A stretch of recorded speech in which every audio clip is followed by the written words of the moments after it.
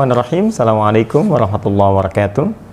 Alhamdulillah, wassalatu wassalamu ala rasulillah wa ala alihi wa sahbihi wa man wala wa ba'd. Saudara-saudariku, alhamdulillah kita berjumpa kembali dalam channel YouTube ini yang memang dikhususkan untuk kita bisa berinteraksi dengan ringkas, terkhusus terkait dengan diskusi kita seputar persoalan-persoalan aktual yang mungkin bisa kita diskusikan dan kita share bersama. Alhamdulillah, semoga Allah Subhanahu wa taala senantiasa memberikan kesehatan pada kita, dan tentunya semoga Allah senantiasa membimbing hidup kita agar lebih baik dari hari-hari sebelumnya. Baik, kita akan coba teruskan edisi kali ini untuk melihat apa yang teman-teman tuliskan di laman YouTube kita, yang tentunya saya diberikan informasi oleh teman-teman staff yang kita bisa coba teliti dan mungkin jawab apa yang bisa kita sampaikan. Bismillah. Oh, ini Ustadz, bagaimana cara mengajukan pertanyaan online? Ya, caranya ajukan. Saya sampaikan untuk online ini ada dua media. Yang pertama, Anda bisa masuk ke quantumakhir.com itu ya, yang ada di situ kolom terkait dengan pertanyaan. Anda bisa masukkan ke situ, nanti akan dihimpun oleh adminnya, kurang lebih nanti dijadikan seperti ini. Nah, ini ada ya, nanti dituliskan seperti ini, nanti ada berapa yang masuk, terus kita rapikan, baru kemudian kita diskusikan. Yang bisa saya jawab, yang tak mampu saya jawab, saya tanyakan pada guru-guru, atau mungkin nanti saya referensikan pada guru-guru lain yang mungkin bisa menjawab. Kemudian yang kedua, di sesi tertentu mungkin ada yang seperti ini, teman-teman bisa cantumkan juga di kolom komentar, mungkin khusus untuk pertanyaan, question and answer. Nanti kita lihat yang mungkin kita bisa perhatikan satu-satu, ada pertanyaan, mungkin ada dari admin bisa menyampaikan, insya Allah kita bisa jawab satu persatu yang sekiranya bisa mampu kita dapatkan dan kita jawab. Ya, kurang lebih demikian. Allah Ta'ala a'lam bishawab. Kita lihat yang lain.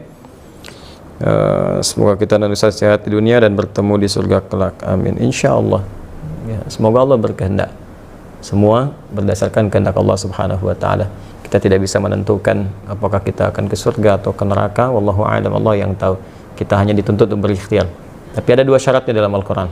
Ya, di Al-Quran surah kedua Al-Baqarah ayat 25, Allah berjanji dengan mengatakan, وَبَشِّرِ الَّذِينَ آمَنُوا وَعَمِلُوا الصَّالِحَاتِ أَنَّ لَهُمْ جَنَّاتٍ تَجْرِي مِنْ تَحْتِهَا الْأَنْهَارُ. Ya, dan Muhammad SAW berikan kabar gembira kepada dua golongan. Satu, orang-orang beriman. وَبَشِّرِ الَّذِينَ آمَنُوا, semua orang beriman. Kalimatnya menggunakan kata alladzina.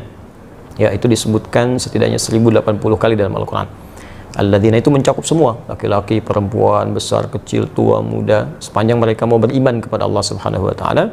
Kemudian keduanya, buktikan iman itu dengan memperbanyak amal soleh. Wa amilus solehat. Karena itu kalau teman-teman melihat karakteristik ayat-ayat Al-Quran, itu hampir selalu setelah kata amanu itu, atau kata-kata iman dengan berbagai derivasinya, yu'minuna, amanu, dan itu setelahnya itu umumnya amal soleh. Ya, misal Quran surah 103, Al-Asr, wal asr, innal insana lafi khusr, illa alladhina amanu wa amilus solehat. Alladzina yu'minuna bil ghaib, iman, wa yuqimuna as-shalah, amal saleh, wa mimma razaqnahum yunfiqun, amal saleh. Ya ayyuhalladzina amanu, iman, kutiba alaikumus shiyam. Ya, itu amal saleh, puasa. Nah, jadi kalau kita berharap Allah memberikan kasih sayangnya untuk bisa memasukkan kita ke surga, maka jadi insan beriman, kemudian jadikan iman kita itu bisa membimbing kita untuk berbuat, mengumpulkan banyak amal saleh. Ya, Al-Quran berikan detail salat. Ya, perbanyak, bukan cuma fardunya. Ya, tapi tambah sunnahnya.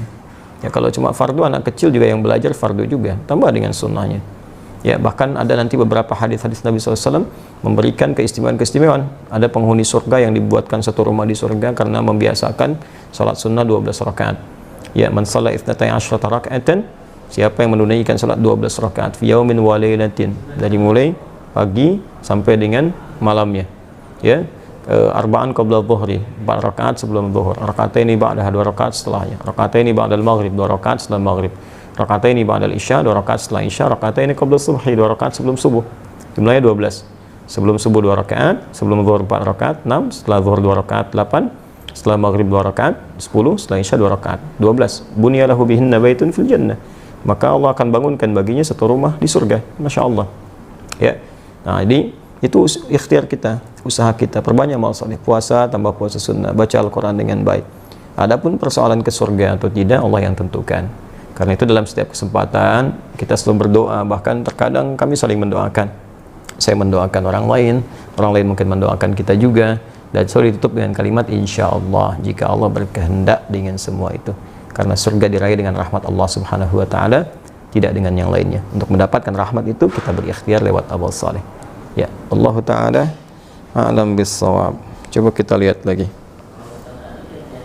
Nah, lagi nih. Oh, ini sama dengan yang tadi ya. Ustaz, kalau mau mengajukan pertanyaan lewat online ke channel mana Ustaz, tadi sudah kita jawab ya. Baik. Ada lagi yang lain. Bolehkah kita mendoakan yang jelek-jelek kepada orang yang menyakiti kita Ustaz? Dan bolehkah kita bersyukur kepada Allah bila dikabulkan? Terima kasih sebelumnya. Apa yang mau didapat? Ya, kita share satu aja ya. Dalam Al-Quran itu ada ayat di Al-Quran surah ketiga Ali Imran ayat 128 sampai 129.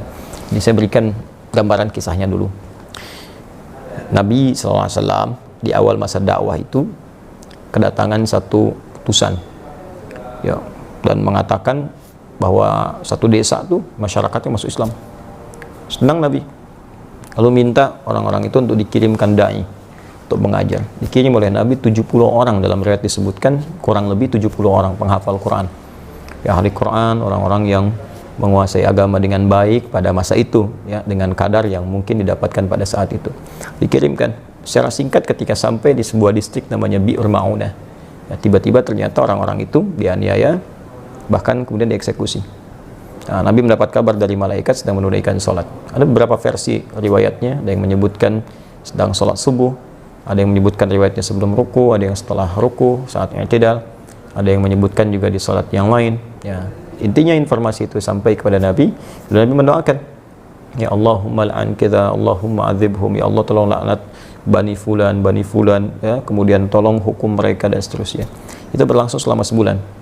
Nah, doanya terasa keras ya, tolong hukum Bani Fulan, tolong hukum mereka, tolong laknat mereka. Apa yang terjadi? Kemudian Allah turunkan Al-Quran surah ketiga Ali Imran ayat 128 ya, laisa laka minal amri syai'un aw yatuba alaihim aw yu'adzibahum fa innahum zalimun. Ya Muhammad SAW, engkau tidak punya hak ya untuk bisa memutuskan suatu perkara terkait dengan hukuman ataupun memberi petunjuk pada seseorang yang dimaksudkan langsung menanamkan hidayah kepadanya, kecuali itu atas izin Allah Subhanahu wa Ta'ala.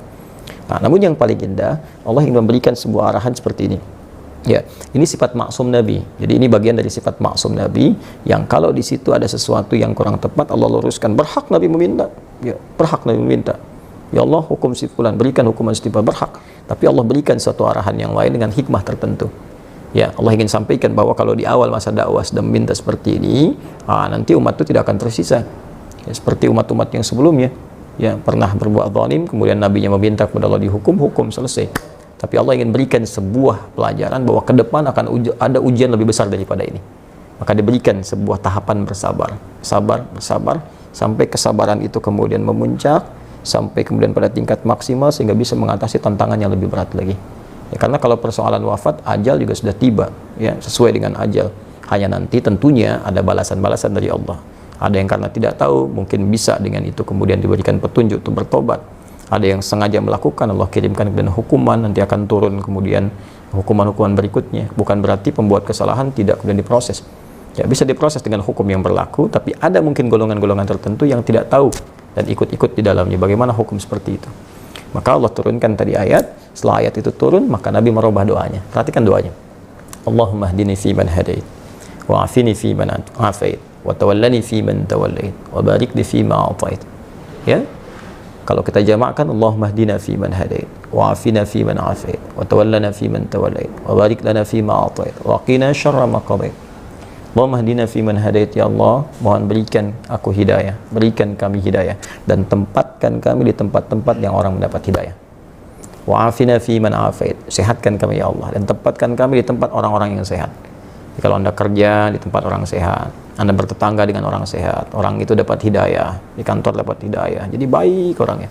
Wa tawallana fi man tawallait, palingkan kami dari apa yang Engkau tidak sukai, dan tempatkan kami di tempat-tempat orang-orang yang berpaling dari apa yang tidak Engkau sukai. Barik lana fima a'tait, berikan keberkahan pada kami ya Allah dari setiap pemberian-Mu. Ya indah. Ya waqina syarra ma qadait, dan jauhkan kami dari segala keburukan ya Allah, segala keburukan yang mungkin kami dapatkan dalam kehidupan. Ya, Engkau telah tetapkan ini buruk, berikan kami kemampuan untuk menghindarinya. Jadi berubahlah ke arah doa-doa itu. Jadi baik, jadi baik, jadi baik. Itu yang kelak kemudian dikenal dengan doa kunut. Ya, berarti permintaan pada segala hal yang bernilai ketaatan kepada Allah yang sifatnya baik-baik. Jadi kalau Allah saja mengarahkan Nabi untuk mendoakan perilaku buruk dengan kebaikan, maka kita lebih layak untuk mengikuti tuntunan Nabi SAW. Kita doakan yang baik.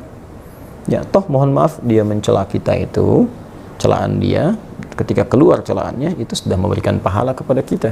Kenapa harus dengan mencela kembali sehingga mengembalikan pahala yang telah kita dapatkan? Ya, yang kedua, kalau hati kita sudah lapang dengan memaafkan, bukan berarti persoalan dia selesai. Persoalan kita dengan dia diselesaikan oleh Allah. Allah akan lupakan beban-beban pada diri kita tentang dia, dihapuskan. Jadi kita nggak capek mikirin dia hilang. Tapi kalau dia belum minta maaf kepada kita, persoalan dia dengan kita belum selesai. Dan dia akan berhadapan dengan Allah di hari kiamat nanti. Jadi nggak ada ruginya, kita dapat pahala. Ya, yang kedua, transferan dari dia tadi, kemudian kita dilupakan oleh Allah tentang perkara dia. Yang ketiga, dia tetap punya urusan dengan Allah sampai dengan hari kiamat. Dan berita baiknya, jika Anda mampu melapangkan hati untuk memaafkan orang lain pada hal yang terkait dengan pribadi Anda, dan tidak terkait dengan turunan hukum yang lain. Ya, turunan hukum maksudnya kalau utang, ya, kalau memaafkan itu bukan berarti utangnya lunas. Ya, tetap kita maafkan, misalnya berlaku kelirunya, utangnya tetap kemudian diselesaikan. Kecuali kalau Anda ingin bersedekah. Ya, atau orang misalnya melakukan tindakan kriminal yang dahsyat, kita maafkan. Ya, maaf, tapi kriminal itu tetap diproses untuk memberikan pembelajaran hukum. Kalau secara hukum itu harus diselesaikan. Nah, kalau Anda bisa lapangkan hati seperti ini, maka Allah janjikan di Quran surah ketiga Ali Imran ayat 133 sampai 134. Wasari'u ila magfiratin min rabbikum wa jannatin arduha as-samawati wal ardu uiddat lil muttaqin. Bergegaslah Anda untuk evaluasi diri, minta ampunan sama Allah, dan berharaplah, berusaha untuk mendapatkan satu surga yang luasnya seluas langit dan bumi, disediakan bagi orang takwa. Siapa orang takwa di situ? Amalannya 134. Alladzina yunfiquna fis sarai wad dharra, orang gemar berbagi dalam keadaan lapang ataupun sulit. Kalau lapang berbagi biasa, ini sulit berbagi masih mau.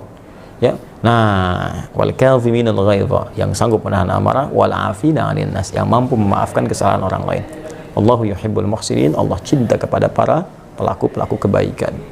Barangkali Anda lulus ujian yang lain, ujian sholat bagus, zakat bagus, tapi Allah ingin menguji Anda dengan hadiah terbesar, yaitu surga seluas langit dan bumi. Dapatkan itu, dan disitulah kesempatannya. Kalau hadiahnya kecil, mungkin ujiannya kecil. Hadiahnya power bank, mungkin ujiannya kecil. Tapi hadiahnya surga, setiap yang didambakan masa harus tantangannya ringan. Semoga Allah memuliakan kita. Terima kasih. Assalamualaikum warahmatullahi wabarakatuh.